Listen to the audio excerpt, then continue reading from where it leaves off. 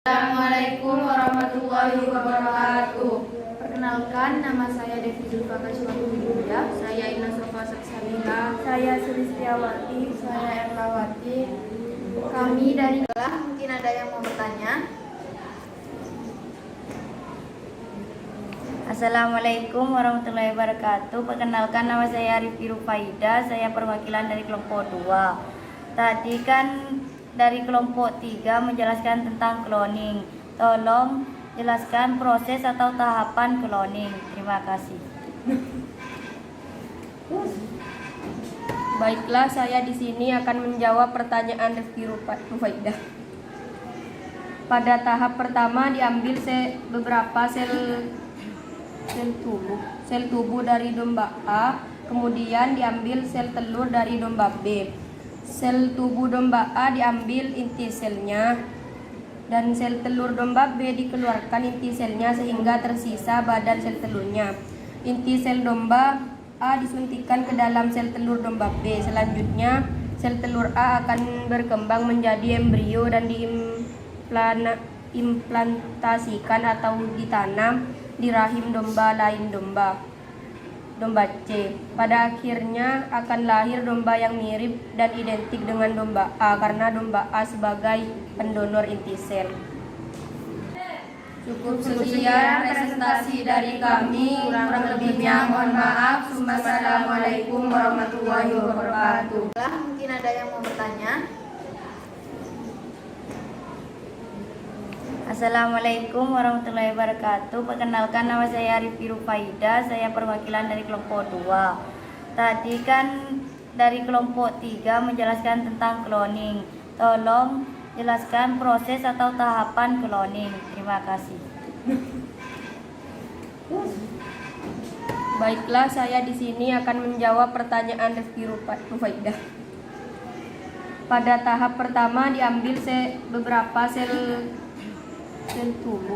tubuh dari domba A, kemudian diambil sel telur dari domba B. Sel tubuh domba A diambil inti selnya dan sel telur domba B dikeluarkan inti selnya sehingga tersisa badan sel telurnya. Inti sel domba A disuntikkan ke dalam sel telur domba B. Selanjutnya sel telur A akan berkembang menjadi embrio dan diimplantasikan atau ditanam di rahim domba lain domba C. Pada akhirnya akan lahir domba yang mirip dan identik dengan domba A karena domba A sebagai pendonor inti sel. Cukup sekian presentasi dari kami. Kurang lebihnya mohon maaf. Wassalamualaikum warahmatullahi wabarakatuh. Kelompok 3 akan mempresentasikan tentang bioteknologi peternakan.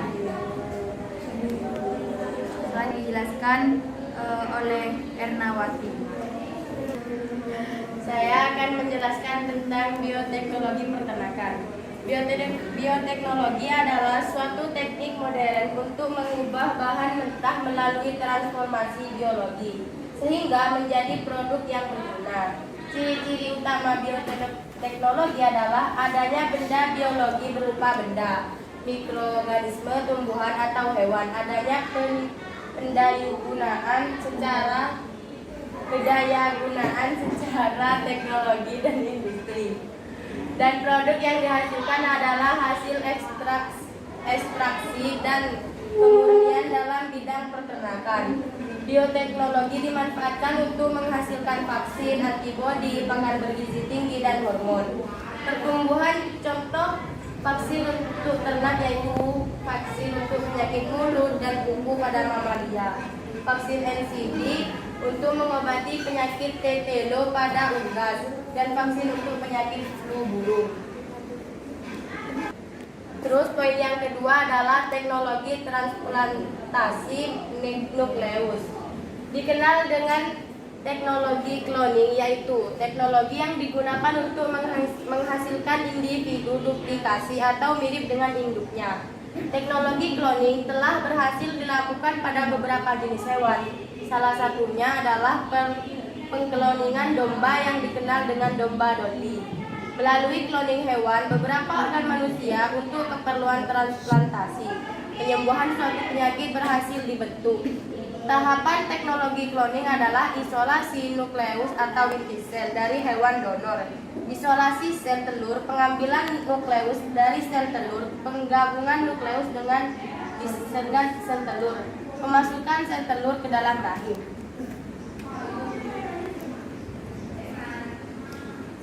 Untuk penerapan bioteknologi pada peternakan akan dibawakan oleh Devi. Di sini saya akan membacakan penerapan bioteknologi pada peternakan. Teknologi induk buatan sering dilakukan pada hewan langka yang sulit bereproduksi secara alami. Embrio hewan ini ditransplantasikan pada rahim spesies lain yang masih berkerabat. Dengan cara ini, diharapkan hewan langka tersebut terhindar dari ancaman kepunahan. Berikut beberapa penerapan prinsip bioteknologi dalam bidang peternakan.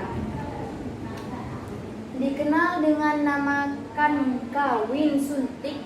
Kawin suntik adalah suatu cara atau teknik untuk memasukkan sperma yang telah dicairkan dan diproses terlebih dahulu yang berasal dari ternak jantan ke dalam saluran alat kelamin betina dengan menggunakan metode dan alat khusus yang disebut insemination gun.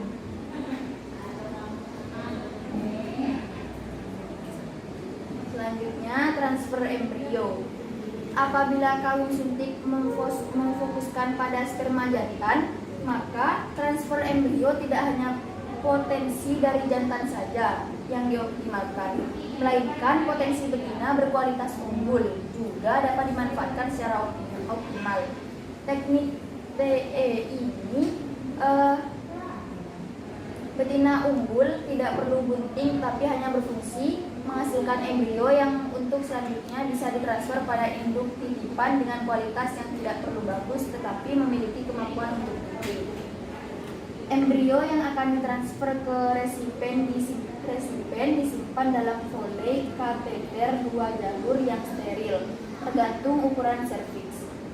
Sebelum dilakukan panen embrio, bagian vulva dan vagina dibersihkan dan disterilkan dengan kapas yang menggunakan alkohol 70%. Embrio yang dapat langsung ditransfer ke dalam sapi resipen atau dibekukan untuk disimpan dan ditransfer pada waktu lain. Selanjutnya akan dibawakan oleh Saudari Sulistiawati. Bioteknologi peternakan, teknologi transgenik. Hewan transgenik adalah hewan yang telah mengalami rekayasa genetika sehingga dihasilkan hewan dengan sifat yang diharapkan. Teknologi transgenik pada hewan dilakukan dengan cara penyuntikan fragmen DNA secara mikro ke dalam sel telur yang telah mengalami pembuahan. Tujuan dari teknologi ini adalah meningkatkan produk dari hewan ternak seperti daging, susu, dan telur. Hormon BST atau dapat memicu pertumbuhan dan meningkatkan produksi susu. BST ini mengontrol laktasi atau pengeluaran susu pada sapi dengan meningkatkan jumlah sel-sel kelenjar susu. Jika hormon yang dibuat dengan rekayasa genetika ini disuntikkan pada hewan, maka produksi susu akan meningkat 20%. Pemakaian BST telah disetujui oleh FDA.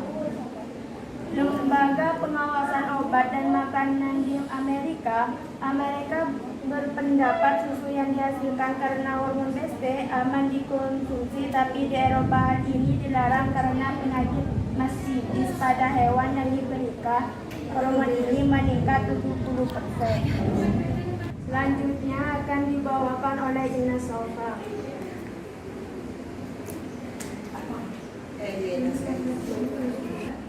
Manfaat bioteknologi dalam peternakan.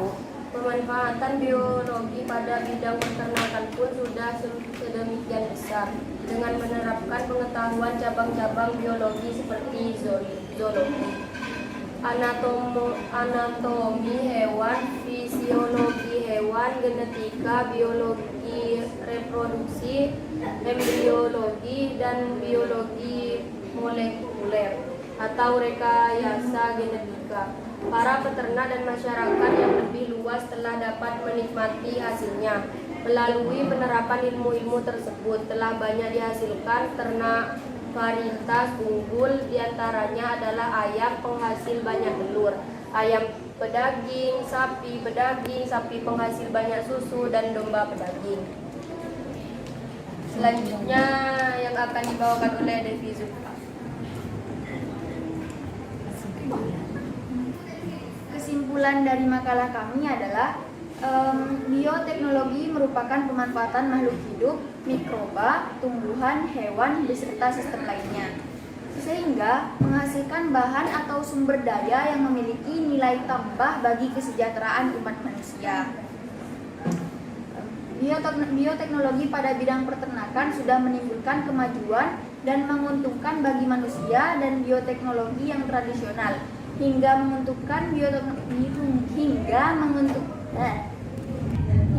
menjadi bioteknologi yang modern. Tetapi selain menggunakan bioteknologi juga mempunyai kekurangan. Tetapi selain menguntungkan, bioteknologi juga mempunyai kekurangan.